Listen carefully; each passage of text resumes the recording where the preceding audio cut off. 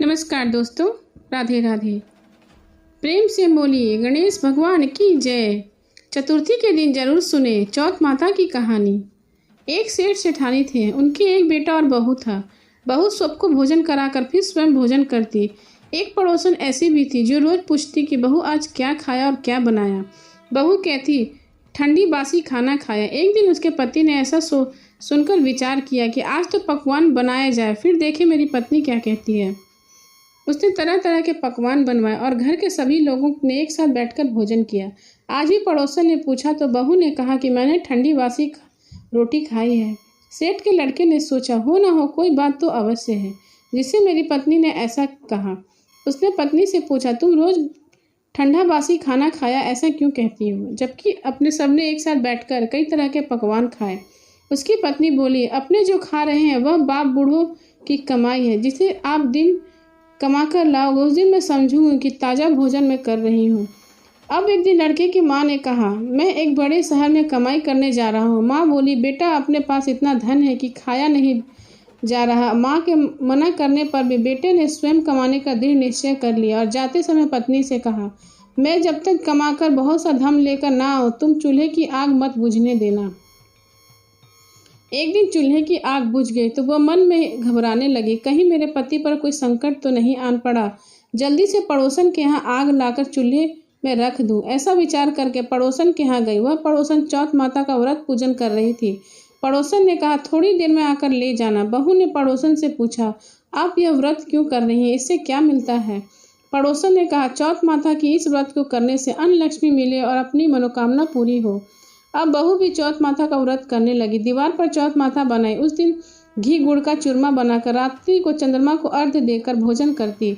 ऐसा करते करते बहुत दिन हो गए। चौथ माता ने उस बहू के पति को सपना दिया कि साहूकार का बेटा तू जाग की सेवक तेरी पत्नी तुझे याद करती है, घर जाकर उसकी चिंता मिटा। तू दुकान खोलकर कंकु केसर का पलगिया बनाकर बैठ जाना, आज तेरा हिसाब किताब चुकता हो जाएगा। अब तो चौथ माता ने जैसा कहा था वैसा ही हुआ। उसके घर जाने की तैयारी और गाड़ी भर के धन दौलत लेकर चल दिया। रास्ते में एक बड़ा सा काला नाग फन फैलाए बैठ गया और कहने लगा आज तो मैं तुझे डसूंगा, छोड़ूंगा नहीं, आज तेरी आयु पूरी हो गई है। सेठ के लड़के ने कहा आज मैं चौथ माता ने मुझे सपना दिया है तो मैं पत्नी से मिलने घर जा रहा हूँ। वहाँ मेरी पत्नी बहुत चिंतित है, मैं उससे मिलकर जरूर आऊँगा, तब तुम मुझे डस लेना। नाग ने कहा तुम शपथ पूर्वक कहकर जाओ तो मैं तुम्हें जाने दूंगा, परंतु लौट कर नहीं आए तो मैं तुम्हारे घर आकर मैं तुम्हें डस लूंगा। इस प्रकार सर्प को वचन देकर वह अपने घर पहुंचा।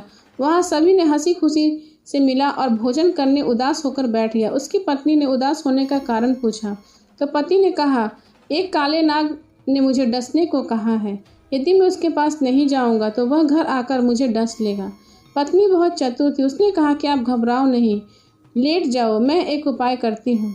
पत्नी ने कमरे की 7 पेड़ी धोई। पहली पेड़ी पर रेत, दूसरी पर इत्र, तीसरी पर गुलाल और चौथी पर फूल, चौथी पर कंकु केसर, 5वीं पर लड्डू पेड़ा, छठी पर गादी गचीला और 7वीं पेड़ी पर दूध का कटोरा भरकर रख दी। इस प्रकार वह 7 ही पेड़ी सजाकर बैठ गई।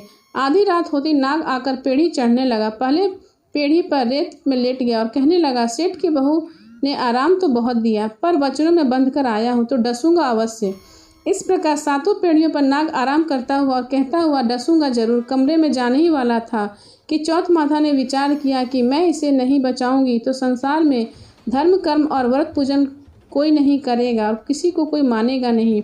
अब तो गणेश जी, चंद्रमा जी और चौथ माता ने उसे बचाने का विचार किया। चंद्रमा जी ने उजाला किया, चौथ माता ढाल बनी और गणेश जी ने तलवार लेकर नाग को मार दिया और ढाल से ढक दिया। अब बहू भी थकी हारी सो गई। उस दिन उगा तो लोग बेटे से मिलने आए, परंतु बेटा बहू तो उठे ही नहीं। बहुत देर हो गई तो माँ ने उन्हें उठाने गई तो माँ ने 7 पेड़ियाँ पर जो कुछ देखा तो वो बहुत घबराई और बेटा बहू को आवाज़ लगाने लगी।